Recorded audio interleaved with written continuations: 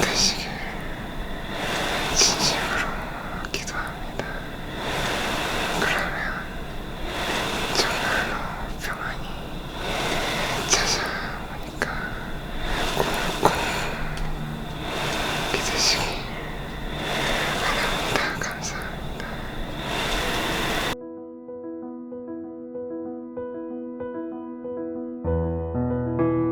어느 날 한 교수님에게서 메일이 왔다.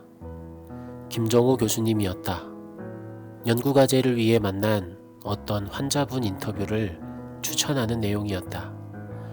환자분이 불치병을 앓고 있음에도 불구하고 그 표정이 너무 밝고 감동이 된다는 이유셨다. 제가 그 안병철 전도사님과 환자분을 몇 번 만나게 됐었습니다. 그래서 임상 연구에 관련돼서 만나게 되는데 그 미소가 너무나도 좋으시더라고요.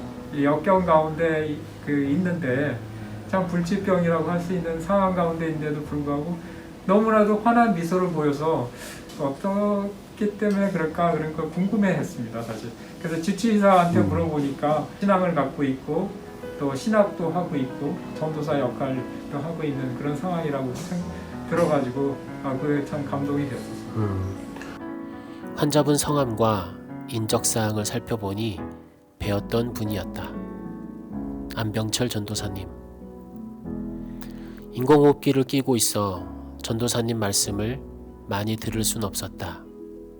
대신 34년을 늘 함께 계셨던 어머니 전경희 집사님을 통해 여러 이야기를 들을 수 있었다. 짧은 1시간 정도. 놀라움과 감동의 연속이었다.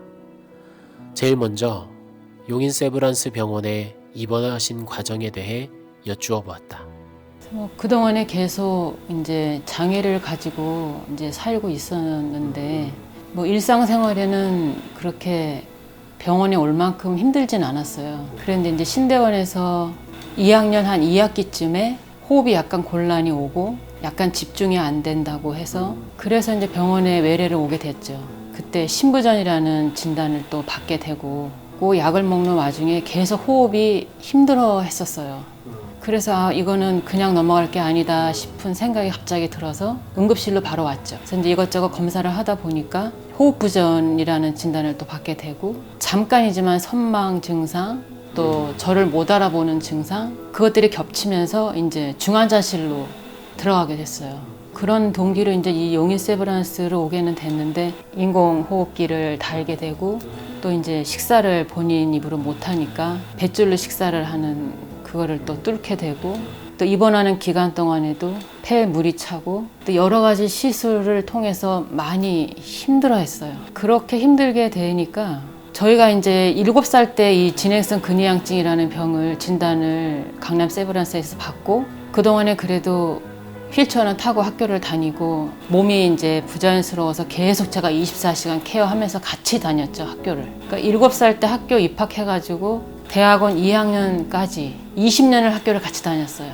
그래서 하나님 뜻인가 해서 이제 신대원 입학을 했는데 2학년 2학기 때 이제 그렇게 딱 되고 나니까 그게 몇 년 전이죠? 18년도 12월이니까요. 11월 12일쯤 예, 그때 이제 병원에 와서 이제 그때부터 이제 이 생활이 시작된 거예요.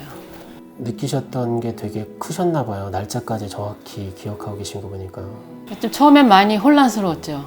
7살 때부터 희귀난치병을 진단을 받고도 우리가 계속 초등학교, 중학교, 고등학교, 대학교, 대학원까지 이렇게 와서 이제 2학기만 하면 졸업을 하고 미국으로 유학 가가지고 박사 공부를 해서 신대원 교수를 하는 게 최종 목표였었어요. 비록 몸은 이렇지만 우리는 못해도 하나님을 하실 수 있지 않나. 그런 이제 두 사람의 믿음이 하나가 돼서 이제 끝까지 가보자. 중간에 그렇게 되니까 제가 많이 처음에 혼란스러웠어요. 이렇게 할 거면 뭐하러 입학은 시키셨나.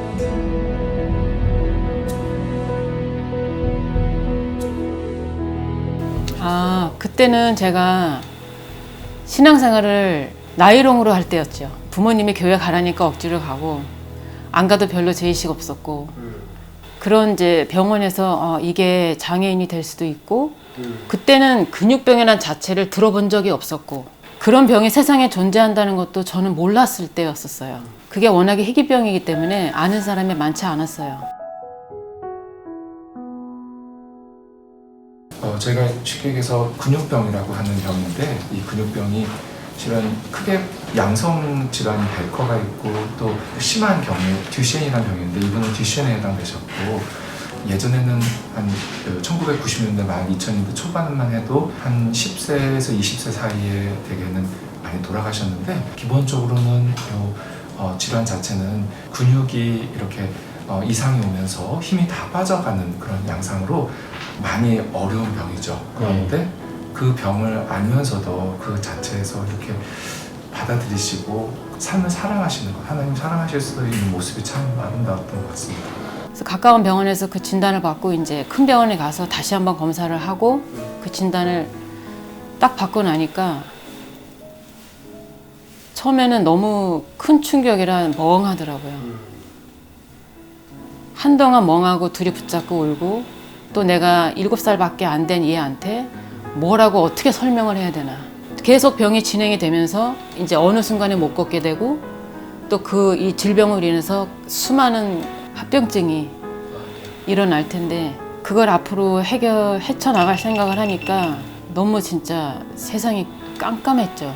그래서 뭐 제가 뭐 어떻게 해야 될지를 사실은 몰랐어요. 어떻게 해야 할지 모르니까 그냥 하루하루 최선을 다하자. 방법이 없잖아요. 병원에서 못 고친다. 18살까지밖에 못 산다. 빨리 애를 하나 더 낳든지. 그때 그 의사 선생님이 조금 저한테 과격하게 말씀을 하셨어요. 부모 짐 빼먹는 병이다. 그러니까 얘는 포기하고 빨리 아이를 하나 더 가져라. 근데 저는 반대로 안 갖기를 결심하고 얘한테 올인하려고 했죠. 그러니까 그때까지만 해도 내가 이거를 하나님께 매달려야겠다라는 생각은 잘 못했는데 이제 조금 지나고 나서 그냥 제 마음에 교회를 가야 되겠다. 그러면서 새벽 기도하고 각종 모든 예배, 구역 예배까지 항상 같이. 우리 아들은 어른들의 찬양도 CCM보다 더 많이 알아요. 워낙에 어른 예배를 그냥 계속 같이 다니기 때문에 또 교회에서 위로도 받고 성도님들 같이 기도해 주시고 목사님들 기도해 주시고 위로해 주시고 이대로 살아도 힘들진 않겠구나. 처음에는 안 좋은 생각도 많이 했거든요. 생각만 많이 했어요. 애가 이러니까 누구의 유전자 때문에 이렇게 됐냐. 그걸 따지더라고요. 저는 누구의 유전자라는 거 그게 중요한 게 아니고 앞으로의 얘 인생이 중요하고 또 앞으로 우리가 어떻게 이걸 헤쳐나가며 순간순간 어떻게 할 건지가 두려움이 밀려오죠. 그러니까 처음엔 증상이 미미하기 때문에 잘 몰라요. 근데 이제 16살에 자꾸 넘어지면서 자꾸 골절이 되고 그러다 보니까 그때부터 이제 서서히 못 걷기 시작했어요. 근데 못 걸으면 휠체어를 타야 되는데 한참 사춘기라 안 타려고 그러는 거예요. 그래서 제가 얘 공부방에다가 그 수동 휠체어를 접어가지고 항상 눈에 띄는 곳에 놔뒀어요. 보다 보면 친해지라고. 그러다 보면 언젠가는 타겠지. 2년 놔두니까 타더라고요. 그러니까 저는 이제 학교에서 이제 음악실이나 어디를 이동할 때 교실에서 업어갖고 차에 태워서 운동장 가로질러서 음악실에 가서 4층, 5층까지 얘를 업고 내려다 놓고 저는 밑에서 기다렸다가 끝나면 다시 업어갖고 똑같은 코스로 다시 오고 이런 식으로 수업을 계속 진행했죠. 그렇게 해서 이제 학교를 다닌 거예요. 많은 사람들이 포기하거나 절망하여 쓰러졌을 상황. 하지만 정경희 집사님은 아들과 본인에게 주신 오늘 하루의 최선을 다하셨다. 우리 주위엔 생각보다 희귀병으로 힘들어하시는 분들도 많다. 다른 분들은 불치병이 있는 사람들은 되게 우울해하거나 그 좀 분노가 있기도 하고 그런 사람들이 많았던 것 같아요. 근데 이제 이분은 이제 어머님의 그 따뜻한 사랑이 있어서 그런 건지 하나님을 믿는 소망 가운데 있어서 그런 건지 참 밝은 표정인 것이 참 독특했습니다. 김정호 교수님의 이야기를 들은 뒤엔 두 분이 살아오신 이야기가 더욱 특별하게 다가왔다. 안병철 전도사님은 언론에도 보도된 적이 있었다. 전도사님은 연세대 원주 캠퍼스에 입학했고 졸업할 때까지 전 과목 A+ 성적을 받으셨다.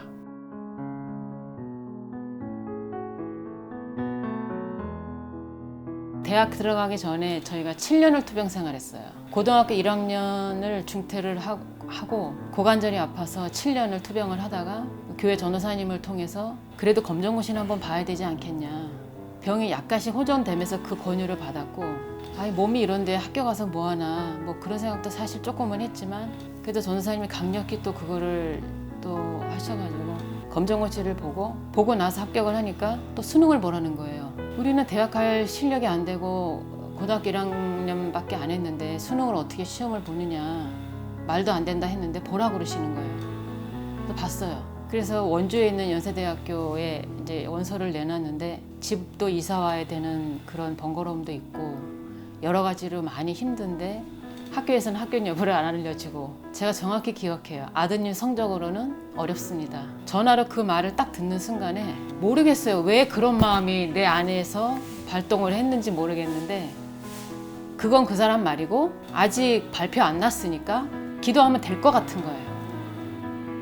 근데 그게 제 생각이 아니었고 그냥 여기서 그렇게 말을 해요. 그래서 기도하기 시작했죠. 새벽 2시에 교회 가서. 그렇게 해서 기도하는 중에 이제 컴퓨터 열어보니까 축하합니다. 합격하셨습니다라고 이제 그걸 봤어요. 그래서 제가 기도하면서 학교에서는 분명히 성적을 보고는 안 된다고 했지만 하나님 저 연세대학교 문 열어주세요. 그러니까 정말 공부하는 걸 좋아해요. 좋아하는데 이게 꼭 대학 가야 된다고. 하나님이 열어주시면 우리 들어갈 수 있다고. 그 기도를 통해서 하나님이 대문 열어주셔서 연세대학교에 이제 입학을 하게 됐죠. 근데 하나님은 참 너무 감사한 게 입학만 시켜줘도 저희들은 너무너무 감사한데 아들이 거기서 공부를 하기 시작하면서 들어와서부터 졸업할 때까지 올해 A 플러스였어요. 그때 기분이 어떠셨어요? 너무 감사했죠. 생각지도 못한 거예요. 아, 그때는 정말 내 아들이 장애인이라는 것도 잊어버리고 이 장애인을 너무 대접을 잘해주는 학교였어요. 그러니까 정말 평등하게 잘 대해주시고 오히려 더 불편한 거를 들어주시려고 하고 또 개선해 주시려고 하고 실제로 개선도 해주시고 그러니까 이 장애인 쉼터를 완전히 방학 때 리모델링을 해주시는데 우리가 원하는 대로 해주셨어요. 그래서 너무너무 행복한 학교 시절이었죠. 4년이 선물 같은 시간이셨나 봐요. 네. 네. 좋으신 그 표정이 네. 얼굴에 다 드러나시는. 물론 공부 잘하니까 그것도 너무 기뻤고 그러니까 공부 잘하는 성적도 좋았지만 우리가 지금 여기에 지금 있다는 거 병상에서만 7년 있다가 지금 여기 캠퍼스에 내가 앉아 있다는 거 아들은 공부하러 지금 들어가서 공부하고 있고 나는 편안하게 기다리고 있고 또 기다리는 동안에 다른 장애우들하고 이제 이런저런 얘기도 하면서 이제는 뭐 전도도 뭐 살짝살짝 애들한테 해가면서 그렇게 지냈던 시간들이 너무 감사했죠. 그리고 저희는 항상 얘기했어요. 이렇게 장학금을 타는 그 이제 시상식에서도 난 열심히 공부해서 목회할 거다. 나같이 어려운 사람들에게 내 한마디가 얼마나 힘이 될지는 모르지만 나는 그분들을 위해서 열심히 노력하고 공부해서 그래서 신학대학을 가기로 계속 4년 동안 많이 이제 선포하고 다녔어요, 저희들은. 그래서 사실은 충신대 신학교에 들어간 것도 하나님이 진짜 갖다 집어넣어 주신 거예요. 준비를 많이 못했거든요. 영문과 나왔으니까 영어는 그냥 놔두고 다른 과목들을 공부하기에 시간이 너무 부족했는데 좀 말도 안 되게 들어간 거예요. 그래서 신대원에 가서도 너무 좋았죠. 그래서 너무너무 좋았는데 또 그 신부전이라는 게 찾아와가지고 그러니까 항상 저는 7살 때 진단 받으면서 지금까지 27년 동안 언젠가는이라는 그게 있잖아요. 이 질병이 사라지지 않는 한은 언젠가는 의학에서 말하는 그 시기가 언젠가는 올 거고 그게 안 왔으면 좋겠지만 내 힘으로 막을 수 없는 거고 그래서 저희는 항상 그래요. 오늘만 살자고. 내일 일은 저희는 모르죠. 오늘만 살 거면 학생이 공부해야죠. 몸 상하지 않는 한도 내에서 열심히 공부하자. 나는 내가 최선을 다하고 너는 네가 최선을 다하고 그러다 보면 설사 잘못되더라도 후회 없이 살자. 저희들은 그게 모토였었어요. 후회 없이 살고 오늘을 위해서 최선을 다하자. 하루하루에 최선을 다하지 않았다면, 만약 포기하고 절망해서 쓰러졌다면 두 분에게 잊혀지지 않을 6년간의 캠퍼스 생활은 없었을 것이다. 그렇죠. 그리고 이제 뭐 주위에서 요양을 일찍이부터 해서 이렇게 공기 좋은 데 가서 이제 살면서 학교를 다니거나 그러지 말고 요양을 해라. 지금 희귀 난치병 진단을 받았는데 무슨 학교를 가느냐. 그런 소리를 너무 많이 들었어요. 그런데 이제 그런 말을 들으면 걱정해서 하는 소리는 알겠는데 좀 많이 섭섭하더라고요.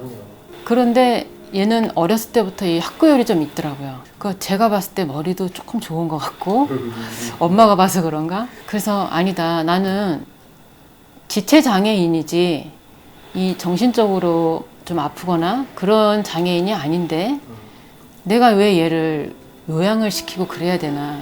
그때 그분들 말씀대로 처음부터 요양이나 하고 그랬으면 뭐 지금은 어땠을지 저는 잘 모르겠어요. 그런데 공부시킨 거에 대한 후회는 없어요. 태어나서 가기 전까지 내가 하고 싶은 거 하는 것도 또 본인의 자유고 또 하고 싶어 하는데 건강을 이유로 공부하지 말고 뭐 요양이나 하자. 제가 그럴 수도 없고 저는 일단 뭐 아이한테 너무 미안한 입장이잖아요.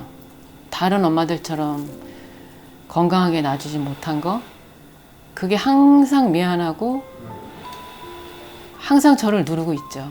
본인이 원하는 거를 내 인생 포기하고서라도 나는 다 해주고 싶었어요.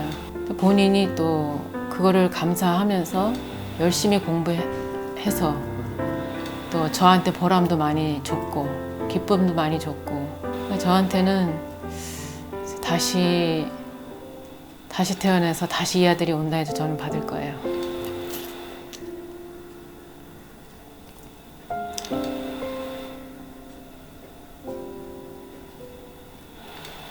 (365일) 감사했다는 건 거짓말이에요. 예, 저도 기도하면서 짜증 엄청 냈고요. 원망도 많이 했고 또 울기도 많이 울었지만 현실을 피할 수 없잖아요. 지금 이 짧은 시간에 그 감정을 다 얘기할 수는 없어요. 얘기할 수는 없는데 결과론적으로는 하나님 없이는 난 이 자리에 없다.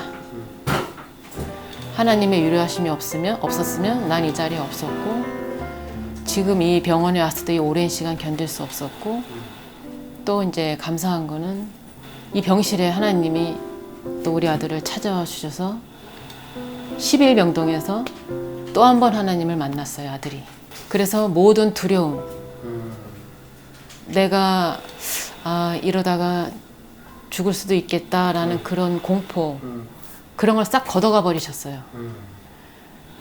그리고 그런 과정을 지켜보면서 저도 이제 많이 좀 더 겸손해지고 더 겸손해져야 되겠다. 그리고 더 하나님을 알고 싶고 깊이 알고 싶고 더 가까이 하고 싶고 사실 전에는 비율로 따지면 6대4 정도? 아들이 6이었어요. 그랬던 거가 약간 바뀌었어요. 그 비율이 좀 바뀌었어요. 그러니까 더 하나님 쪽으로 더 많이 갔으면 좋겠고 저를 이렇게 우리 둘을 다 이 과정 속에서 훈련시키는 것 같은 그런 느낌이 보이지도 않고 들리지도 않은데 많이 느껴져요. 여기 와서도 처음에 좀